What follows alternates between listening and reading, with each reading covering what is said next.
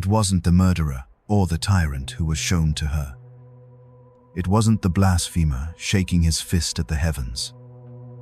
The vision that terrified the humble nun, the one she refused to write down for 20 years, was of a soul being judged for a life that was, by all earthly accounts, good. He never hurt anyone. He was pleasant. He followed the rules. And as the final judgment was passed, the voice from the light didn't condemn him for his evil. It condemned him for his emptiness, for mastering the one, seemingly harmless habit that guarantees the soul's starvation. Her name isn't found in most books. Sister Agnes of the Dolorous Heart was a German mystic from the 1882, a woman so committed to a hidden life that she ordered her journals burned upon her death. But one was saved by her confessor, who felt her final, most disturbing vision was not for her, but for us, for this generation. She didn't see a great war, or a plague, or a schism. She saw a quiet sickness of the soul, a comfortable slide into damnation that begins with a habit so common, so accepted, that we actively encourage it in our friends and our children. If you find this message unsettling, good. That means your soul is still awake. And if you're someone who believes in living a good, quiet life, you are the primary target. Don't forget to subscribe so you don't miss these warnings when they are revealed. In her vision, Sister Agnes was taken not to a place of fire, but to a place of grey. She called it the antechamber of the self. It was a place where souls awaited their final judgment. But there was no terror, no weeping. There was just quiet boredom. The air was room temperature. The light was neutral. There was a faint, pleasant, humming sound. It was a space engineered to be completely inoffensive. And that was the horror. The souls there had lived lives of total inoffensiveness. They avoided conflict. They never took a strong stand. They held opinions that were popular. They consumed, they were entertained, and they died. One soul was brought before the light.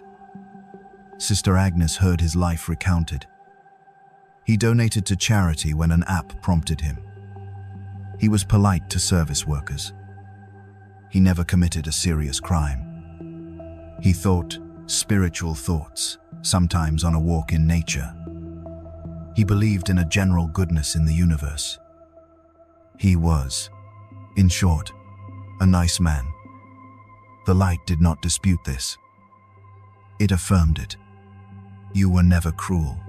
The voice that was not a voice said, you were never hateful. You were never unjust. The soul seemed pleased. Then the question came, but what did you do for me? When did your heart burn for anything beyond your own comfort? Whom did you forgive when it was hard? What truth did you speak when it was unpopular? When did you deny yourself a small pleasure for a greater holiness? The man had no answer. His life had been a flat line of passive existence. He didn't choose evil, but he never actively, passionately, and sacrificially chose good. He just floated along. The angelic guide turned to Sister Agnes and explained, this is the fruit of the great and harmless habit. The sin our modern world no longer even has a name for, acedia. Spiritual sloth. It's not laziness about work. It's a deep, soul-level apathy. A restlessness that makes prayer feel boring. An anxiety that makes silence feel terrifying. It's the constant need for distraction, for noise, for the next notification, the next episode, the next purchase. It's the habit of filling every empty moment, so you never have to confront the great emptiness inside. The demon of Asadia, the angel explained, doesn't tempt with power or lust. He tempts with a pillow. He tempts with a 30-minute comedy special. He tempts with a slightly better brand of coffee. He builds a prison of comfort, brick by brick, until the inmate loves his cell so much he forgets the sky exists. This habit convinces you that the goal of life is to remove all friction, all difficulty. Why pray when you can meditate with an app that plays calming sounds? Why attend a church when you can watch a charismatic speaker on your laptop while doing laundry? Why wrestle with difficult scripture when you can listen to a podcast that tells you you're perfect just as you are? Each choice is small, reasonable, and harmless on its own. But together, they are a sedative for the soul. Sister Agnes then saw how this habit infects faith itself. She saw a church where the sermons were always about being kind and tolerant. The central message was, be a good person. The hard truths were sanded down. Sin was an outdated concept, replaced with making poor choices. Hell was a medieval scare tactic. The cross was presented as a tragic story of a good man, not a cosmic, soul-shattering sacrifice that demands a response. The faith taught there was comfortable, easy, and required nothing of you except to not be a jerk. It produced congregations of nice people, just like the man being judged. People whose faith was a hobby, a cultural accessory, not a consuming fire in their bones. A tempter appeared, but he had no horns or pitchfork. He looked kind. He put a comforting hand on the soul's shoulder. Don't let that light make you feel bad, he whispered. You're being too hard on yourself. You lived a balanced life. You have to practice self-care. That demand for total devotion, for sacrifice, it's not healthy. It's extreme. It's fundamentalist. Goodness is about moderation in all things. Right. You were moderate. You were reasonable. You fit in. What more could anyone ask? This, the angel told Sister Agnes, is the master stroke. The enemy no longer argues that sin is good. He argues that holiness is toxic. He frames devotion as fanaticism and lukewarmness as balance. The harmless habit is rebranded as a virtue. The vision then showed Sister Agnes how this sloth manifests in daily life. She saw the habit of gossip, but it was always disguised as concern. People would say, I'm just worried about her. She's making such strange choices, while secretly enjoying the thrill of someone else's drama. They weren't being malicious. They told themselves. They were just processing. This is a core function of acedia. It takes something ugly, like tearing down a neighbor's reputation, and cloaks it in the harmless language of caring. It allows the soul to feel a sense of moral superiority without ever having to perform a single act of genuine, difficult charity. It's a cheap substitute for real connection, a junk food for the spirit. Next, she was shown the soul's relationship with silence. There was none. The man's life had been a constant stream of managed noise.